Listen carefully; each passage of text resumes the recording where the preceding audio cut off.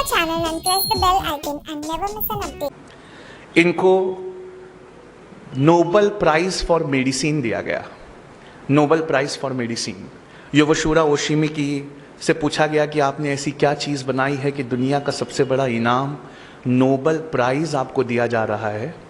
तो उन्होंने कहा कि मैंने कैंसर की संभवता कैंसर की पॉसिबल दवा खोज ली है। तो दुनिया ने बड़ा ज़ोर से उनका स्वागत किया। कहा आपने कैंसर की दवा खोज ली? कहा नहीं, दवा नहीं, लेकिन एक क्योर, एक प्रिकॉशन मैंने खोज लिया है। तो दुनिया ने पूछा बताइए ऐसा क्या किया जाए जिससे कैंसर नहीं होता। तो उन्होंने कहा कि जब हम भूखा रहते हैं और हमारी बॉडी के न्यूट्रिएंट्स ख़त्म होने लगते हैं, जब हम भूखा रहते हैं तो हमारे जिस्म के सड़े गले हिस्से को हमारी बॉडी खाने लगती है। जिस्म के सड़े गले हिस्से को हमारी बॉडी खाने लगती है।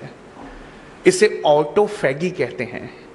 अगर आप चाहते हैं कि आपके जिस्म के अंदर के गलीच हिस्सों को, सड़े गले हिस्सों को आपका जिस्म खा ले, तो आपको भूखा रहना चाहिए। ये खोज मैंने की है।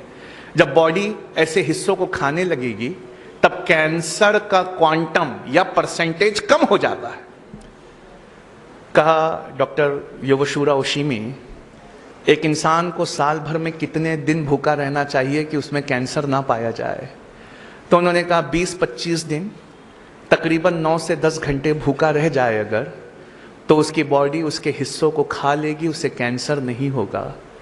या रसूल अल्लाह सल्लल्लाहु अलैहि वसल्लम, आज समझ में आया आपने मोमिन पर रोजे फर्ज क्यों किए।